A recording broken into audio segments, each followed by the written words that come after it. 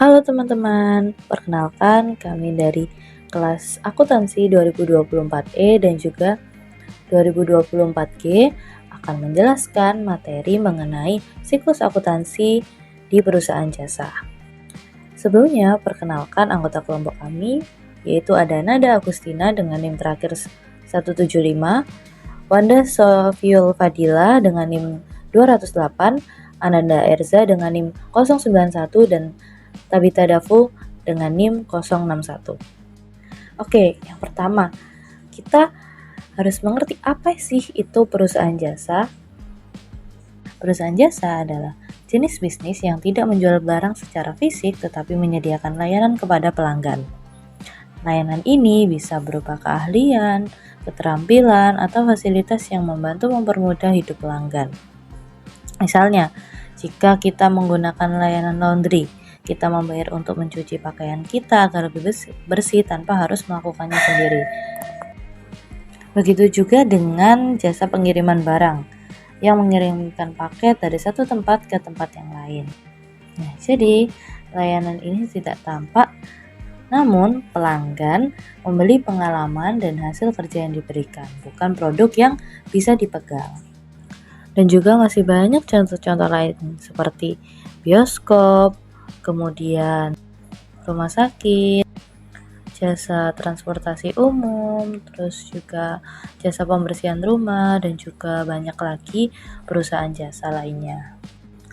Nah, selanjutnya adalah karakteristik dari perusahaan jasa. Yang pertama adalah perusahaan jasa ini tidak ada barang fisik atau tidak menghasilkan atau menjual barang fisik. Jadi produk utama yang dijual adalah layanan atau keahlian. Karena tidak ada barang fisik, maka perusahaan jasa tidak memiliki persediaan barang yang perlu dicatat, tetapi mencatat biaya operasional seperti gaji karyawan, bahan habis pakai, dan juga penyusutan peralatan. Yang kedua adalah intangible atau tidak terlihat. Produk yang diberikan oleh perusahaan jasa tidak dapat dilihat, diraba, atau disimpan. Nah, layanan seperti konsultasi, perawatan kesehatan, atau pendidikan hanya bisa dirasakan manfaatnya, bukan disimpan untuk digunakan di masa depan. Nah, pendapatan di perusahaan jasa diakui pada saat layanan tersebut diberikan, bukan ketika diterima atau digunakan. Nah, itu mengikuti prinsip akuntansi akrual. Yang ketiga adalah inseparability atau tidak terpisahkan. Nah, layanan biasanya diproduksi atau dikonsumsi pada waktu yang sama. Misalnya, seorang konsultan memberikan saran langsung kepada klien saat konsultasi berlangsung. Nah, di sini pendapatan seringkali diakui berdasarkan pekerjaan yang sudah dilakukan, bukan saat pembayaran diterima. Seperti penjelasan yang tadi, ini berarti pencatatan pendapatan dan biaya sering berhubungan langsung dengan waktu penyelesaian jasa. Selanjutnya, pada siklus akuntansi perusahaan jasa terdiri dari 3 tahap. Yang pertama, tahap pencatatan, kedua, pengiktisaran, ketiga, tahap pelaporan. Yang pertama, tahap pencatatan. Di sini pertama-tama kita lakukan adalah menganalisis bukti transaksi keuangan. Apakah akun tersebut masuk di harta, utang, ataupun modal. Kemudian membuat jurnal umum. Kemudian memosting atau pemindah bukuan ke buku besar. Tahap yang selanjutnya adalah pengiktisaran, yaitu dengan membuat neraca saldo dari buku besar yang telah kita buat. Selanjutnya membuat jurnal penyesuaian pada akhir bulan. Selanjutnya kita membuat kertas kerja. Nah, pada tahap laporan, yaitu yang pertama membuat neraca, yang kedua laporan laba rugi, dan yang ketiga laporan perubahan ekuitas, dan yang terakhir membuat laporan arus kas. Nah, berikut adalah lebih jelasnya dari siklus akuntansi. Dari transaksi, kita membuat atau melakukan pencatatan di jurnal, selanjutnya dipindahkan ke buku besar, Kemudian kita membuat neraca saldo dan jurnal penyesuaian. Setelah membuat jurnal penyesuaian, neraca saldo akan disesuaikan. Lalu kita membuat laporan keuangan yang terdiri dari 5. Laporan neraca, laba rugi, perubahan modal, laporan arus kas, dan juga catatan atas laporan keuangan. Kemudian kita membuat jurnal penutup, lalu neraca saldo penutupan, yaitu membuat jurnal pembalik. Aturan pencatatan transaksi. Jadi di sini ada saldo normal dari harta, akumulasi penyusutan aktiva tetap, hutang, modal, prive, pendapatan, dan juga beban. Nah, aturan ini akan digunakan untuk menganalisis bukti-bukti transaksi sehingga kita dapat membuat jurnal umum. Oke, kali ini saya akan membahas mengenai analisis transaksi, yang dimana dalam analisis transaksi ada penggolongan akun, yang dimana ada harta atau aset, hutang atau kewajiban, dan modal atau ekuitas. Ya, di sini ada contoh untuk analisis transaksi, yang dimana di sini diambil pada tanggal 2 Desember 2019, Paimin memulai sebuah warung internet atau warnet dengan nama Barokah Jaya. Untuk modal awal, Paimin menyetorkan uang pribadinya sebesar 600 juta rupiah ke rekening perusahaan. Jadi bisa dilihat pada tabel pada contoh bahwa Paimin menyetorkan uang pribadinya sebesar 600 juta ke rekening pribadinya yang masuk ke dalam modal ekuitas, ya, dan masuk ke dalam kas sebagai modal awalnya, ya. Dan lalu pada tanggal 5 Desember 2019 dibeli perlengkapan secara kredit sebesar 2 juta rupiah dari toko elektronik, yang dimana di situ pada tanggal 5 Desember 2019 Paimin membeli perlengkapan secara kredit yang akan masuk ke dalam perlengkapan atau aset menggunakan catatan uang dengan dana. Lalu pada tanggal 8 Desember 2019 diberi peralatan internet secara tunai seharga 400 juta rupiah. Jadi pada tanggal 8 Desember 2019 Paimin membeli peralatan secara tunai seharga 400 juta rupiah, itu masuk ke dalam aset perlengkapannya, aset keperalatan yang menggunakan. Jadi di tabel tertulis pada tanggal 8 Desember peralatan atau aset bertambah 400 juta rupiah. Lalu pada tanggal 10 Desember 2019 Warnet Barokah Jaya menerima pendapatan jasa sebesar 10 juta rupiah secara tunai. Bisa dilihat pada tabel bahwa pendapatan yang dia dapat sebesar 10 juta rupiah masuk ke dalam kas atau aset. Lalu pada tanggal 11 Desember 2019 dibayar gaji pegawai sebesar 3,5 juta rupiah, yang dimana 3,5 juta rupiah pada tabel bisa kita lihat bahwasanya itu masuk ke dalam utang atau kewajiban.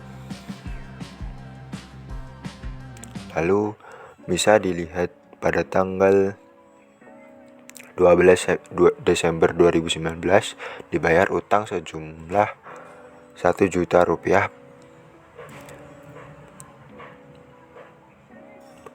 bisa dilihat pada tabel.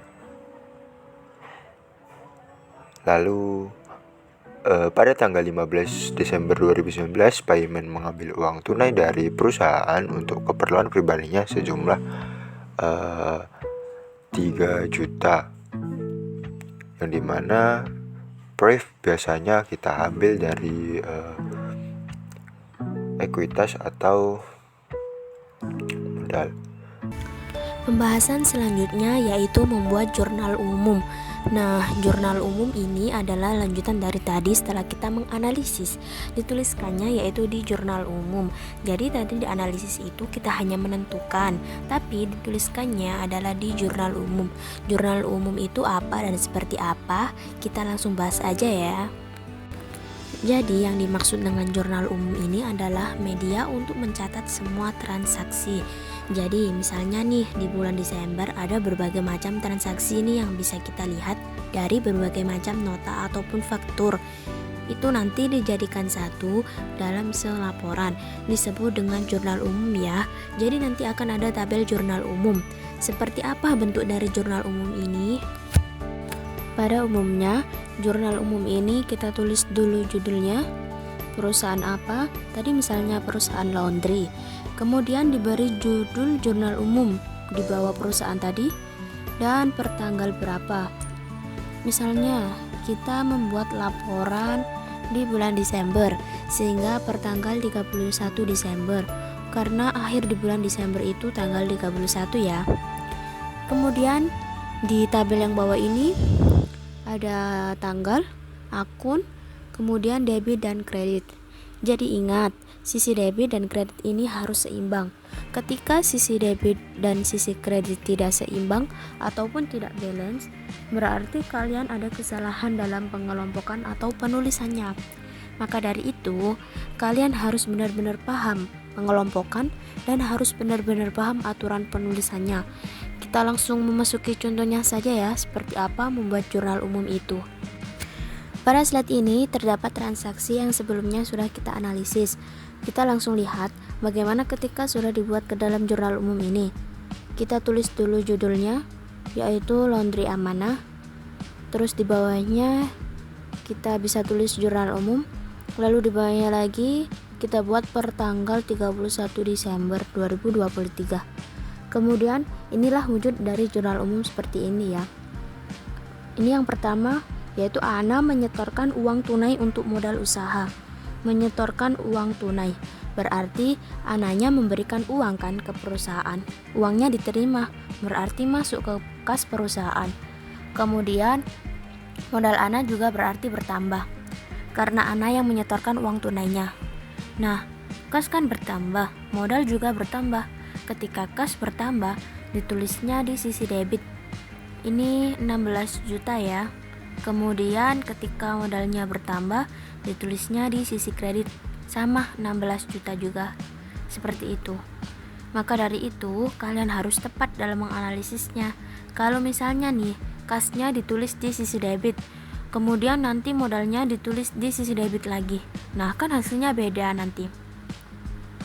Maka di situ kita ada kesalahan atau tidak balance nantinya. Dari itu kalian harus teliti dalam pengerjaannya. Kemudian yang kedua nih, membeli perlengkapan secara tunai. Tadi kan akunnya akun perlengkapan. Karena perlengkapannya bertambah, itu masuk ke kelompok aset, maka ditulis di sisi debit.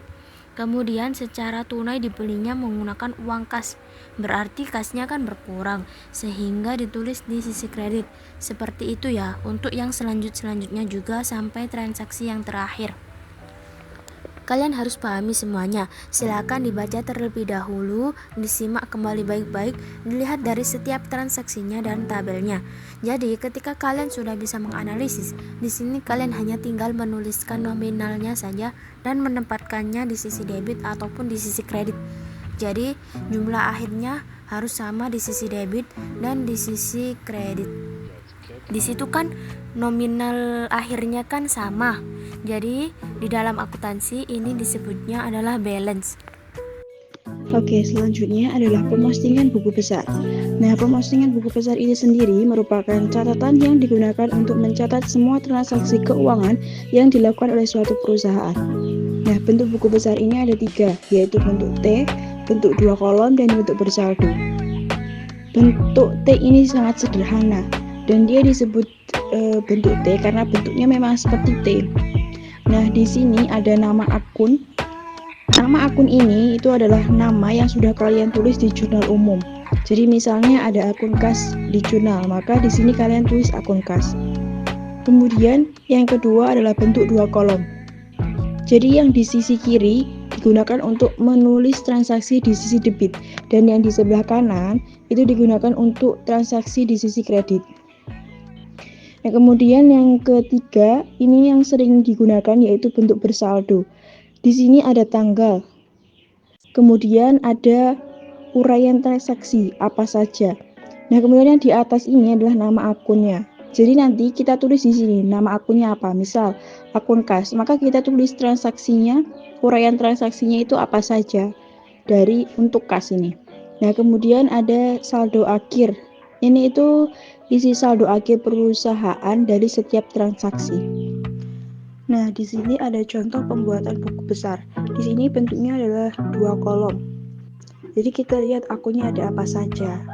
Dan di sini yang pertama ada akun kas. Jadi kita tulis di atas ini kas. Kemudian tanggal 1, tanggal 3, dan tanggal 5 ini semuanya ada kas. Nah, nanti yang berada di debit kita tulis di sebelah kiri, dan yang di kredit kita tulis di sebelah kanan.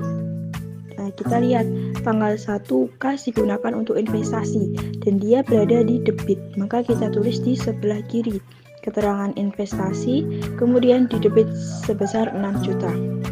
Selanjutnya tanggal 3 kas digunakan untuk pembelian investasi, dia berada di kredit, maka kita tulis di sebelah kanan tanggal 3 keterangannya pembelian investasi sejumlah 600.000. Kemudian tanggal 5 November kas digunakan untuk pembelian tunai sebesar 1.800.000 di kredit, maka kita tulis di sebelah kanan tanggal 5 pembelian tunai sebesar 1.800.000.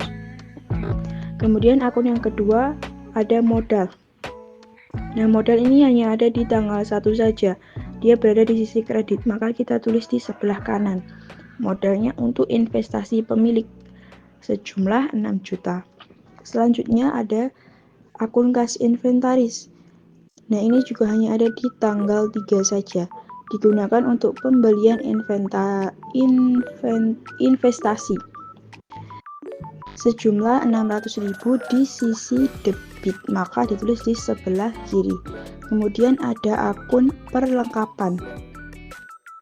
Ini digunakan untuk pembelian tunai. Dia berada di sisi debit, maka kita tulis di sebelah kiri, yaitu pembelian tunai sejumlah 1.800.000. Nah, itu contoh pembuatan buku besar dalam bentuk 2 kolom. Nah, itu saja yang bisa kami sampaikan tentang tahap pencatatan pada perusahaan jasa, mulai dari aturan transaksi, jurnal umum, dan buku besar. Kami mohon maaf jika penjelasannya kurang lengkap. Sekian dari kami. Wassalamualaikum warahmatullahi wabarakatuh.